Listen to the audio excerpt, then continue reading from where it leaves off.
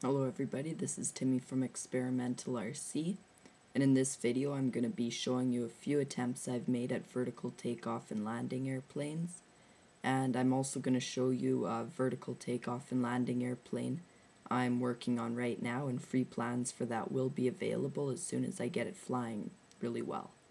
I'll start off with a few attempts I've made. I have probably made over 20 different models for tail-sitting vertical takeoffs. None of them have been very successful, but I'll show you a few of the successful ones. This is the third attempt at a vertical takeoff I made. It has an annular wing and counter-rotating blades to eliminate torque from the motors.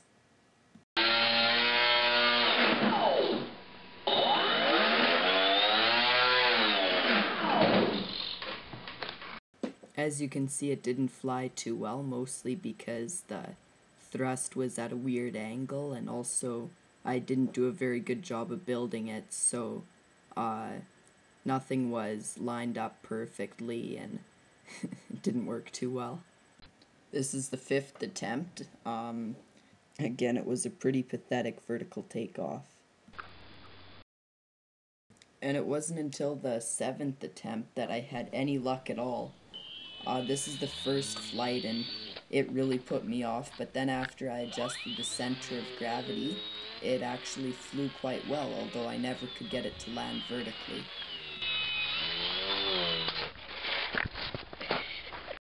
After a few more unsuccessful attempts and being really frustrated by the weather, I decided to make something that I could fly indoors to make the testing easier and make it so I could fly it more often.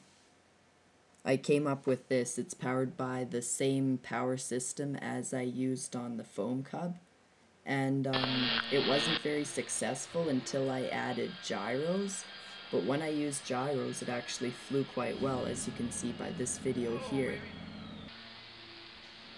Especially after I lowered the center of gravity so it would orientate itself in the air, it flew really well and it was easy to transition to horizontal flight.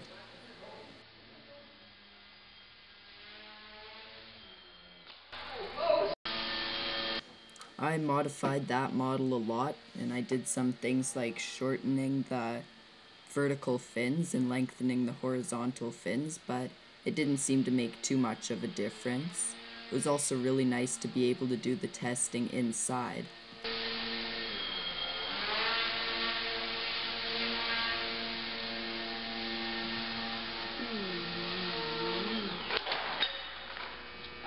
So I kind of decided to go more along the lines of that model, just 4 triangles glued together with the motor on top, basically. It was a lot simpler to fly, and the nice thing about it was that it was only 3 channels. Elevator, rudder, and throttle, which made it very simple to fly. It was easy to control, so I decided to make plans for that. So here's some videos of the first flights I've had with this plane.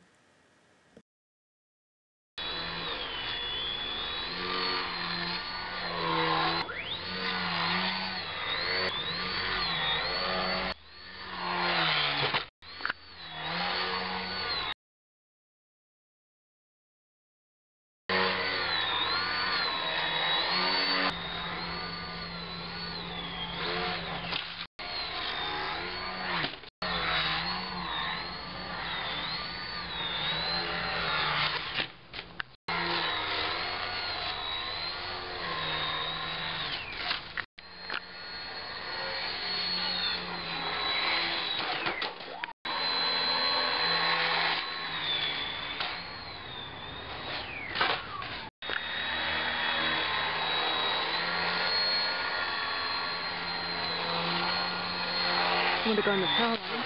Whoa.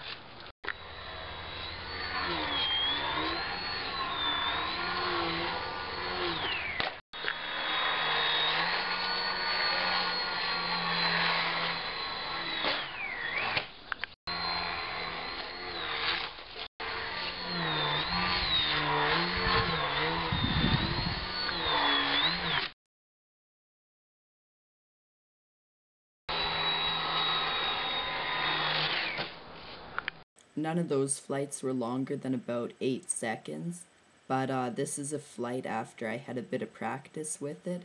I was able to fly for about 20 or 30 seconds after I kind of got to know how to fly it.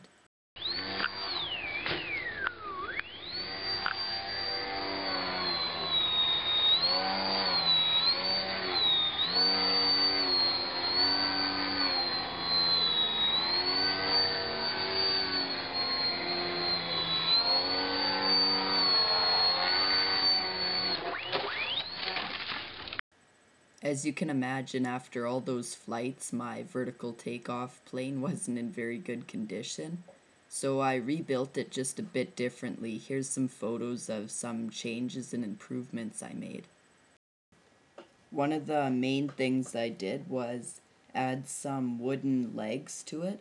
This would lift it off the ground and make takeoff easier, and it would also bring the center of gravity further back.